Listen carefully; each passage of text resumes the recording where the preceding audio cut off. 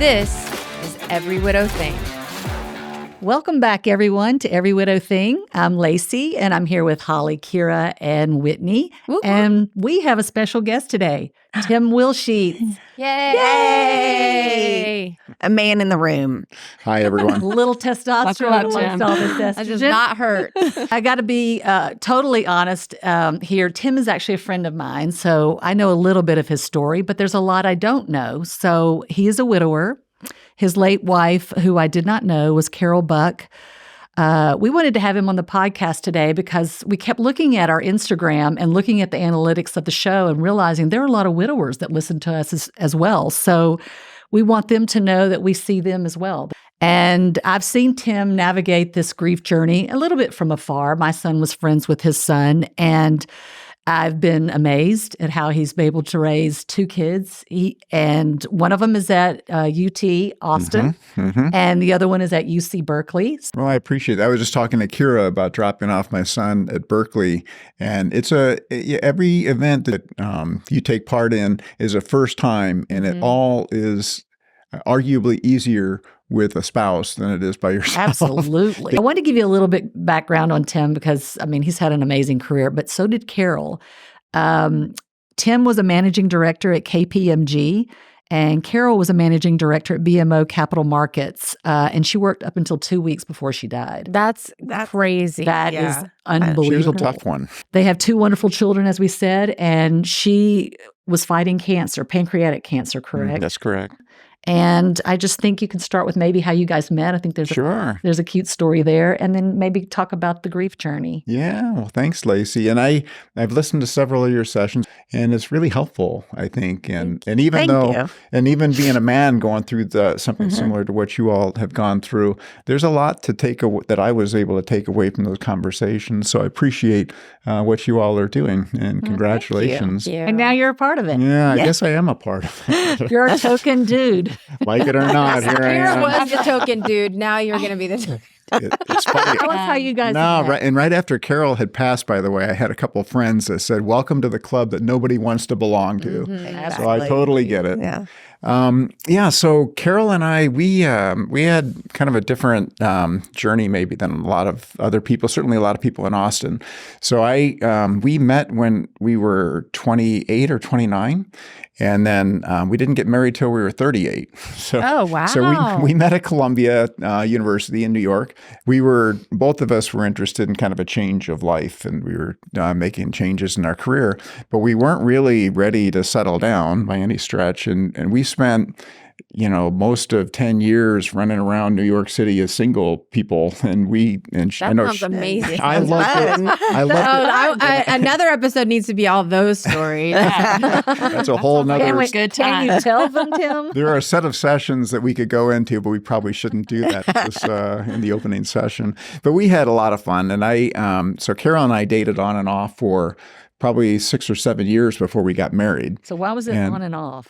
I feel like there's a story there. There were the relationships are complicated, and we would go out for a while, and then we would get involved with something else going on in our lives, and so we would kind of get become more distant. And then one entertaining story is actually Lacey knows I'm a runner.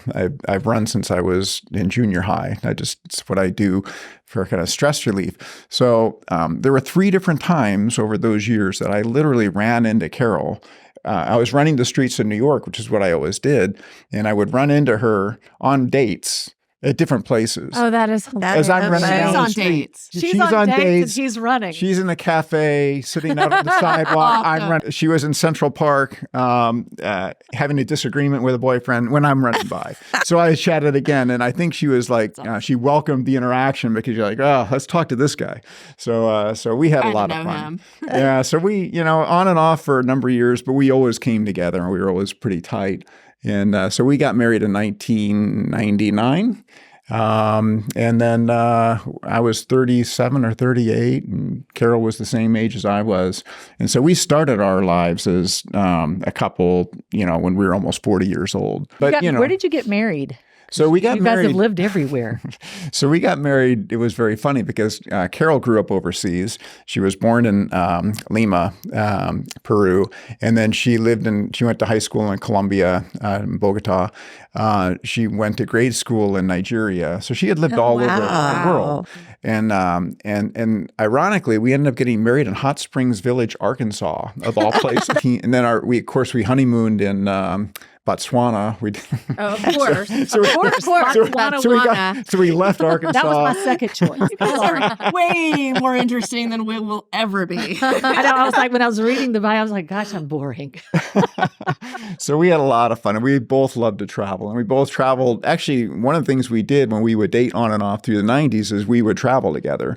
And so I went with her to Lima, and she showed me the place where she was born. Wow. I took her out to Canyonlands, and we did mountain biking and hiking and all that. So I showed her the States, and she showed me other places. So it was a lot of fun. Was it New York? And then when did you move to Austin? Yeah, we had our whole life there, and it really was a huge change when we came to Austin. I bet. But it was nice. We had, they had their cousins here. So was that the reason you guys moved here? Was it because of family or that? And we moved her parents down from Hot Springs Village to Austin. Okay. And so the blessing in all this was that Carol was able to spend 3 years with all of her family for the first time since she was very small. Maybe the first time that they were all together, in Carol's lifetime. Do you feel like that was a no coincidences moment? Yeah. Exactly. I felt that way. And Carol asked, why did we come here? Because her view was the hospitals, she could have had a lot better medical attention in New York City or up in Boston and I said, look, things happen the way they happen. The good news is you're here and all your family's here. Right. And I think she felt that too. And you got situated and settled before she left. I say left, transitioned, died, whatever people want to say. But I feel like it was a good 3 years before she got diagnosed where the kids got to have stability and root in this new town. And you had all the support from family too, which is well. Why don't we go back a little bit and talk about like when she was diagnosed, like how old the kids were, and take us through, because there was a story about the diagnosis. You kind of touched on it the other day. Why don't you start there and see? Yeah. So one of the things that we did, Carol and I always wanted to travel with the kids when they got older, when they got the right age. And we wanted to do like international travels, like real travels in our minds, and show them different cultures and whatnot. But we knew they had to grow to a certain age before they could fully appreciate that. So we spent every summer and lots of spring breaks, we would go down to the Caribbean. And as I shared with Lacey, we traveled so many of the Caribbean islands. And lucky them. Which was it was a lot of fun for the kids. But there was one trip that we took in 2013. In the fall of 2013, when Carol had a lot of pains in her abdomen on the plane. And I could tell it was not characteristic of Carol. She clearly was in a lot of pain. And so not characteristic in the sense that she never would complain about it. But this particular time, you could tell that she was almost doubled over in the plane. So when we got to, I think it was St. Thomas, we found a medical facility. And they said, it was something she ate, it would all pass and it would be fine. But something didn't feel right about that. And it did. It went away, and we didn't think a lot more of it. At least I didn't. Carol may have. And so that was the first the indicator that something was going on. And that was like August of 2013, I think. And then she passed 2 years later. So when we got back to Austin, she wasn't feeling quite right. So she had a lot of tests done.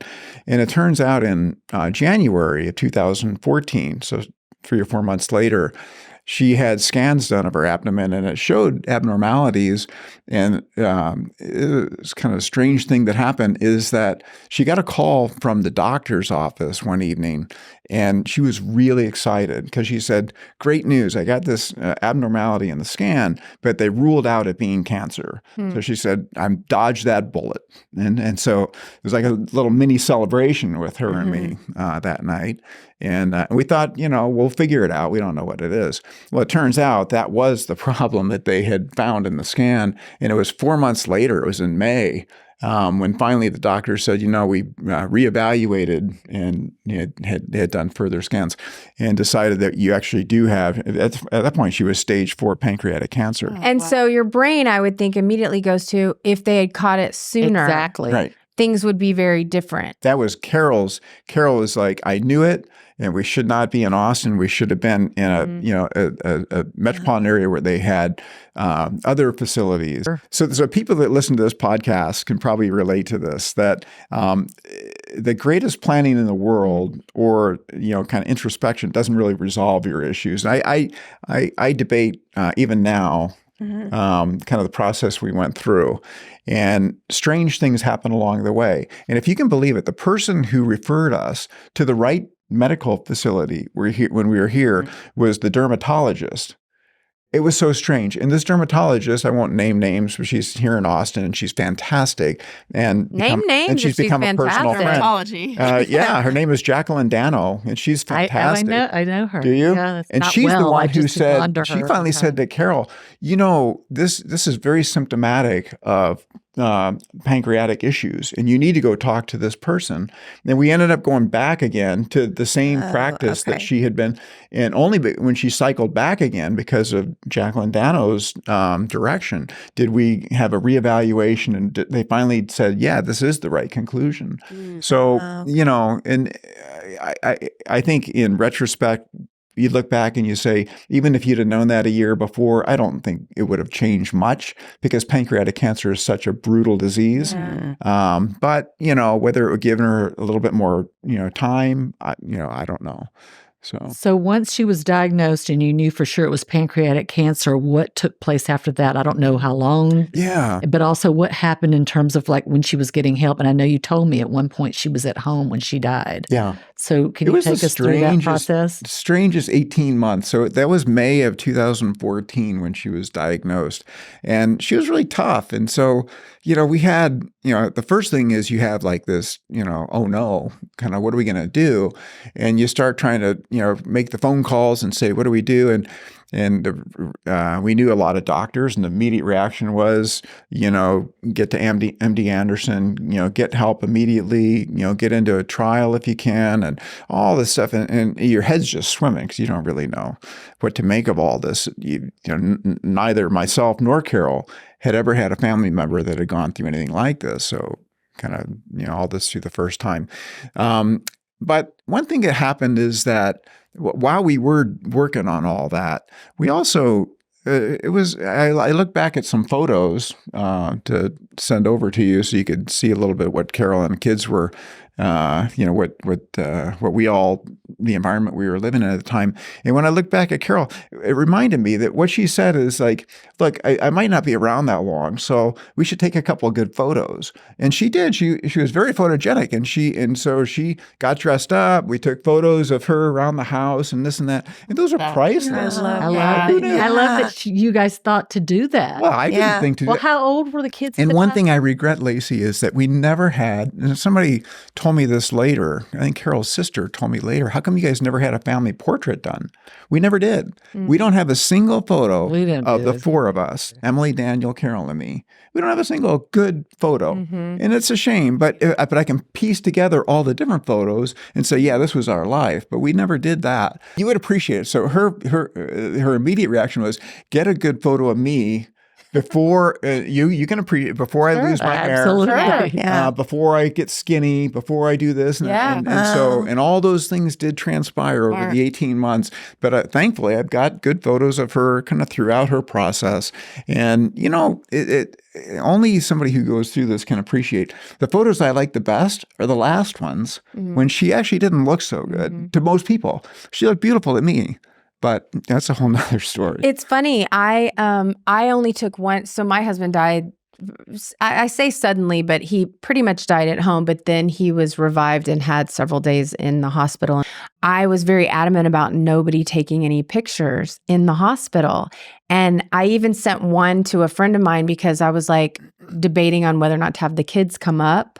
And I was like, I'm going to send you this photo of Hunter and you tell me if it's too shocking for the kids, but you have to delete it. You have to delete it right away. Like, I don't want this out here. And she was like, okay. And now I have one picture of me holding his hand that I took. And it's just our hands. And I have that. And I don't have any other pictures. And now I'm sad. When I was in that deep grief, I did not want any memory of it. Well, and when now you're I'm in kind of it, sad that I don't have it. So when I say that she became more beautiful over time, to me it was when you take those photos, you no longer are staging the photo. You're just taking a natural photo because at some point the person that's going through this, at least my experience was, she didn't care that much more. She didn't care about so much what she was wearing or what the setting was. She was just happy in the moment. Yeah, And so you're stripping away, and we talk about this just when you lose someone. It strips away all the things that you spend so much time and energy on that are a waste of time. that don't matter. That don't matter. And like even as moms, we've been told, make sure to get in the picture sometimes, even if you don't like how you look. Because when you go back through your photo albums and stuff, the mom is never in the photo because she's always the one taking the picture or no. But those are valuable memories. Funny, I might have one or two photos of Carol and me together, but you're exactly right. Yeah. I was taking the photos. Because he's not a selfie guy, I can't imagine. Yeah. Well, I hope that has changed. That was a funny story, actually, about I'm kind of digressing a little bit. But Carol told me one time, I remember this back, I don't know, it was probably 10 years ago. Maybe it was longer now.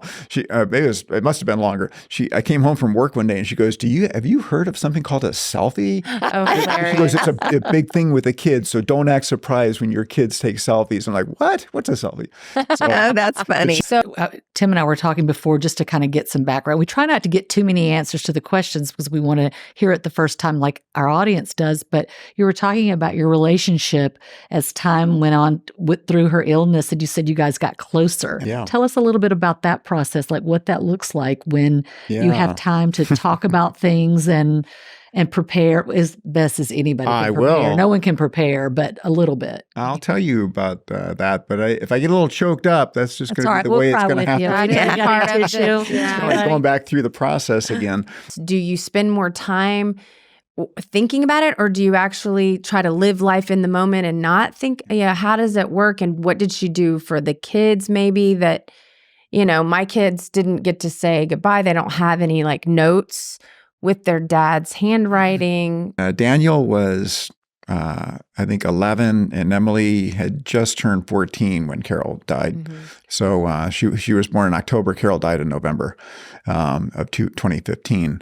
And Daniel was 11, but they were 10 and 10 and 13 when Carol was diagnosed. And so those were kind of tough times because Carol and I had a lot of conversations about how much we share with the kids.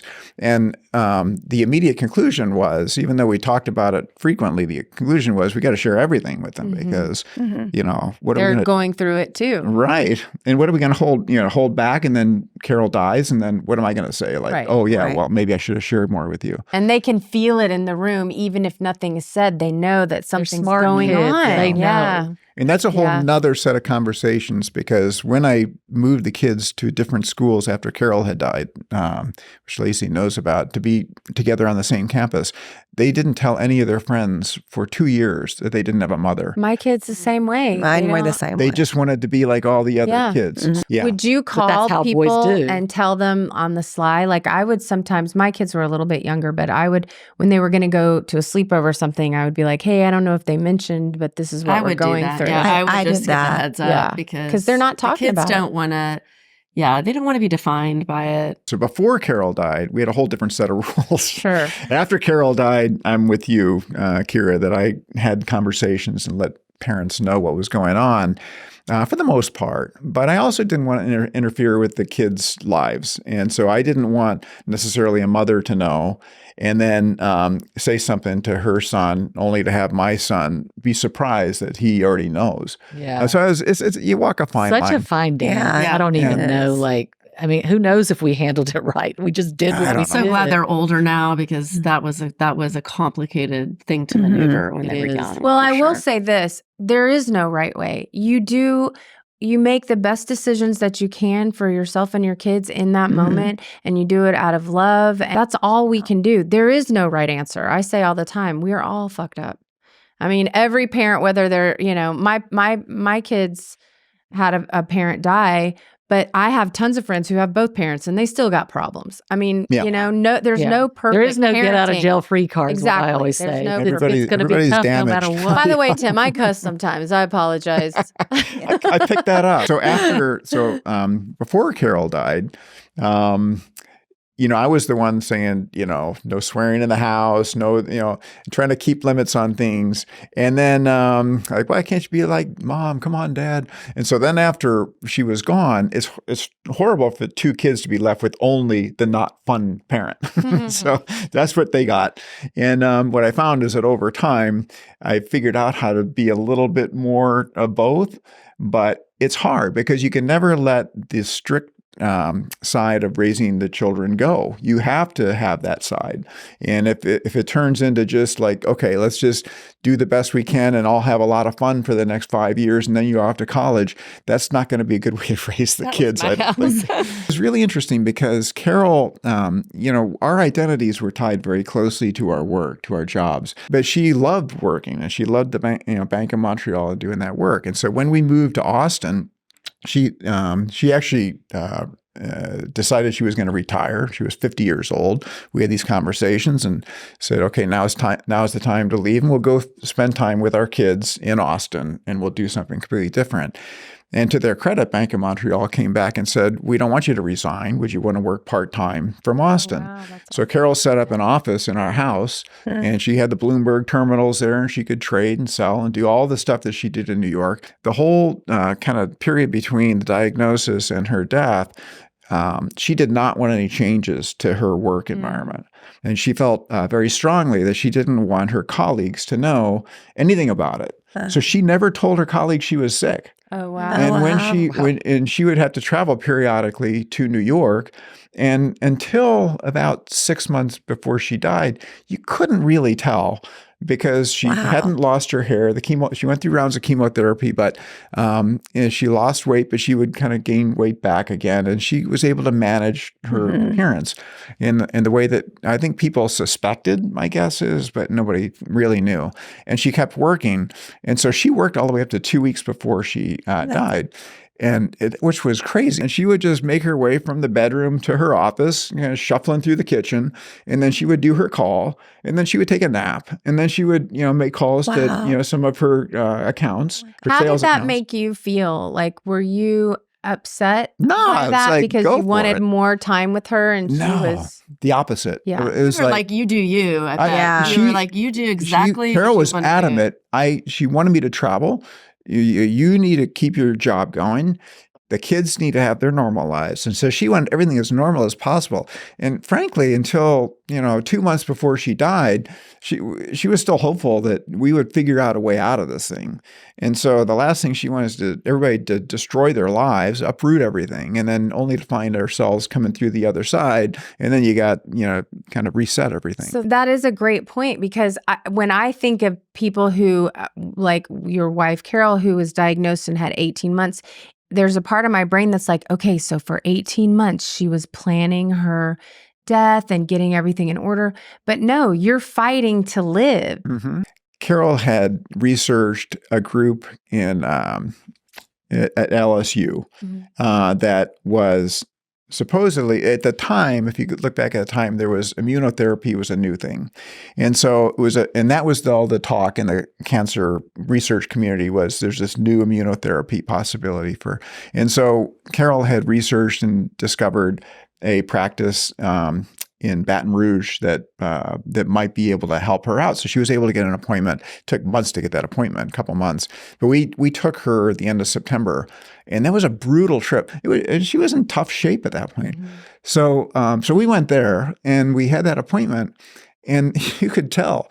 We spent an hour with the doctor, and he said, I'm going to call you this week, and we'll figure out next steps. And this was like the end of September, right at 8 weeks before she died, 7 weeks before. And what happened is when we left, we came back to Austin, and she waited a week and hadn't heard. So she called, no return call. Then she called again, not the following week, no return call. Wow. They never called her back. What? They never called her back. And I felt, for me, the husband, I'm like, is there anything worse?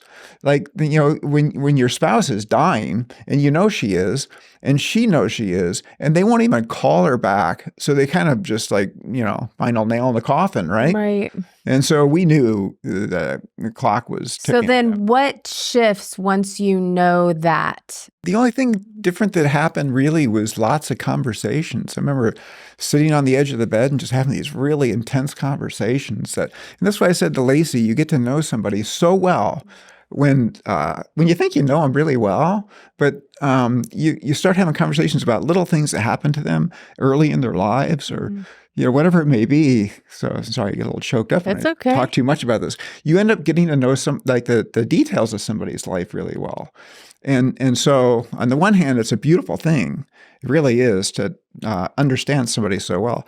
On the other hand, after they're gone, it's just like, how that was. It's like uprooted. And you're the only one who knows all those things. There's nobody to share them with. Right. And so at that point, like all the inside jokes or the, whatever it may be. The birth of your children. Everything. I mean, the simple things like that in your wedding day. Only the two of the you know memories. those things. Yeah. And you know so much more about, Very I knew so difficult. much more about her just from that last 2 or 3 months of those conversations. And yet all that stuff is just like, then you're just like, you're Left the with only it. person in the world that knows those things. And you always will be. And that, I find that really hard.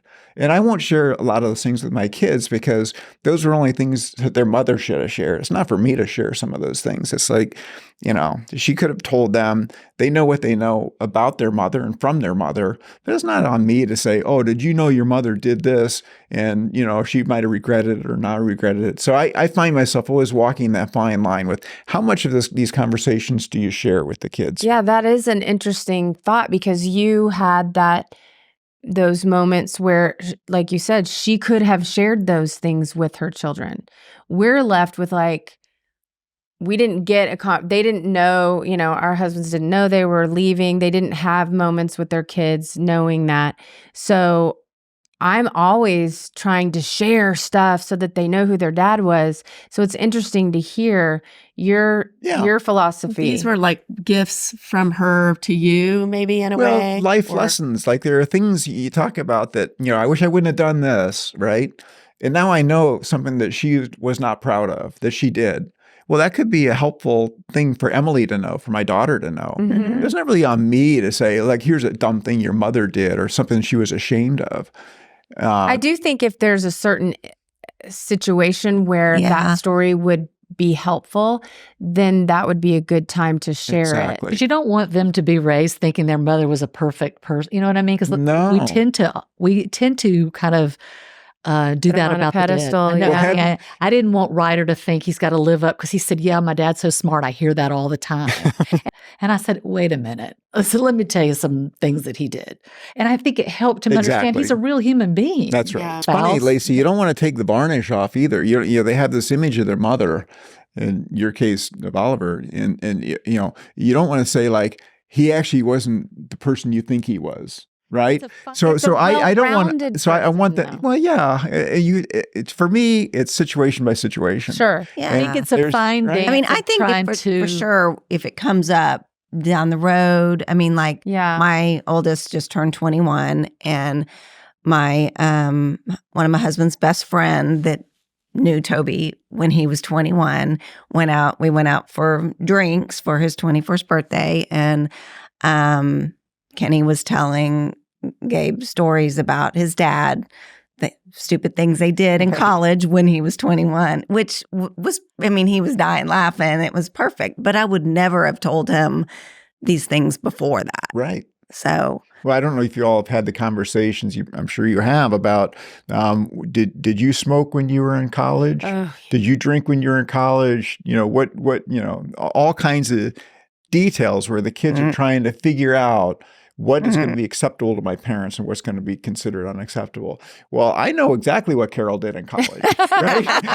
But who am I to say, well, you won't believe what your mother did when she was right. But I would hope someone would share, like, if I was not here, I would hope my son would see me as a real human being. I made mistakes. I'm not perfect. It gives him license to not be perfect either. Right. Yeah. Because I think if we tell them they're so perfect that they got to live up to something that doesn't exist, we're all human. But you're right. I think it's a fine dance on what the story is and when it's the appropriate time to tell them. And the funny thing is, I think if Carol was here, she wouldn't be bashful about sharing the story. She wouldn't really care. Carol would say, smoke a joint if you want to smoke a joint. I don't know if I can say that on the podcast. Yeah, but of course the kids are like, Often. can I smoke? And I'm like, well, did mom? Did you? Right? And so did you inhale? You do honor her by a foundation that you created. Why don't you tell us a little bit about that? Sure. After Carol passed, which I'm sure you all went through as well, is you have those thoughts and conversations with people about what do you want your life to be for the rest of your time. I began to think about some kind of a legacy that we could do that would be helpful, not just for honoring Carol, but for helping the kids understand how they might make use of their own tragedy to help some other people. Put some in the meaning future. into it. Exactly. So my advisor at UBS was extremely helpful. John McManus is his name. He's a great guy. He's the one that introduced me to the concept.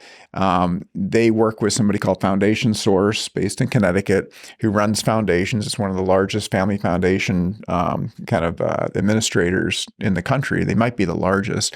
And we worked with them to put together a family foundation. And we named it after Carol, the Carol A Buch Foundation. We do three things. We do education, in whatever form. We leave that to be defined. We do community assistance in whatever form we decide makes sense. And then we do kind of invest in cancer research, although we haven't been as active there. We try to use the foundation to invest in things that we also are hands-on participants with. I took the kids to Kenya 5 years ago. Was involved with a group called Well Aware, fantastic group here in Austin. We did a couple well drills. The kids stayed at a place called International Peace Initiatives, IPI, which is an AIDS orphanage in Meru, Kenya. And they got to know some of these orphans there. And they actually have kept in touch through social media with these kids. Unbelievable. Wow. And so we try to figure out ways that not just to give money to people, but to actually do things that are either inspirational to Emily or Daniel or me, or that we can actually participate in through trips or whatever it might be. We could have a whole session on the benefits of a foundation. Well, I do want to ask quickly. So it sounds like, because I know that was one of the things that I thought of a year or two after Hunter died, but then you kind of go, I don't know what to do. You found a place in Connecticut that helps people create family foundations? Exactly. Foundation Source is the name. Okay. So someone could just call them up and be like, I'm thinking about that I want to do this. Can you help me? Absolutely. And you even gave us the name. Yeah. These are great. That's why we always say give a shout out, because these are things that our community they can contact those people themselves and maybe do something. Yeah, they're fantastic. Yeah. What I learned, Lacey, is it's hard to do it all yourself. And so I had advisors. So I had somebody at UBS. I had somebody, like I said, I had a law firm, and I had an accountant to help me out with that. And without them, I don't know if I could have put that foundation together like that. I don't even have the knowledge. That's why I love that there's a foundation that does that. I know. I don't even have the knowledge of how that when even I works. read about you, I was like, how do you have time to do all that? I'm just like getting up out of bed. I was like so I just had my coffee. I don't know about did I get to the Well, grocery we have a store? couple of minutes left. Are there any other questions that anybody has before we? Thousands, but did you have a question? What? I was just curious. I mean, this might be more involved for the last 2 minutes, but I was curious about your support, like your close inner support group, because I was interested in what that looked like for a man as opposed to a woman, where, I had a lot of moms in my corner, a lot of girlfriends. And I would think for a dad, it might be a little trickier because maybe you're not as involved with the play dates and some of the kids' activities. Totally tricky. It was crazy. And how do you navigate that as a dad? So I was really fortunate. My in-laws live here in Austin, and so they were really, really helpful for me. But it was you had family here. And I didn't have any family here. I know she does. I don't. She does. And I became a part of the mothers group. So they would refer to me as one of the mothers, and I was like a father and a mother. I don't think you have to be female to be a mother. I'm not sure. But I debated that in my own mind. Do I need to be a female? Were you able to talk about it? Like, I know women are just usually more open with their feelings and crying and all of that. Did you feel that you had to be this strong man, or did you feel... I just didn't talk about it. Yeah, you didn't talk about it. Men don't talk much. I Men agree. talk about baseball or football, and That had to Sorry be for hard. guys. That had to be hard for you. Well, Therapy then for yourself? Were you talking anywhere? Or no? I joined Emily's therapy. So Emily has we met. We found a person that was very good for my daughter, and my son hasn't really done therapy, and I eventually ended up joining the sessions with Emily, with the therapist. And I got to be very good friends with the therapist. And I've done one session recently on my own, which was like, I felt like I graduated. Because Emily was like, you need to go do that. So I finally Good for you to be open to it. Yeah. I love that. And one last quick question. Yes. Dating. Are you? I have knew she was you? going to ask it. Will you? Do you? Yeah. All right, I'll quick. put it out there. I haven't dated anybody for 25 years. Okay. Yeah. Because Are you open to it? I don't even know what it is anymore. Yeah, I knew what it was in New you? York City. I don't Does know the what it idea of is. swiping right or left just like bother you? It doesn't. It's not my thing. Your It's son fine. will get you It's probably the online. wrong thing to say. And Daniel will get you No, on we're that. of the same. my we feel kids the are same all way. over me. I want to say thanks for having me on, and I want to apologize. I get a little choked up now and then, so you're gonna have Honey, to just we like all excuse cry. that. Apology necessary. You know, I like that. One Tears thing for I told fears. Lacey is Tears for I always thought there was a 3-year time frame. At the end of 3 years, you're supposed to come out the other side. Oh yeah. It doesn't No happen way. that There's way. no time frame. I'm 7.5 years in, and I'm still like, Okay. Well, I lied. One more question. Are you on social media? I'm not. You know, Okay. I never even got a Facebook account. I know we all have had like widow fetish guys like come in like, I'm sure if you were on social media, I was gonna ask. happened to me. That yet. really hasn't happened to me Okay. either. And Maybe we're with out of Whitney, time. But we're out of time. I think we're good.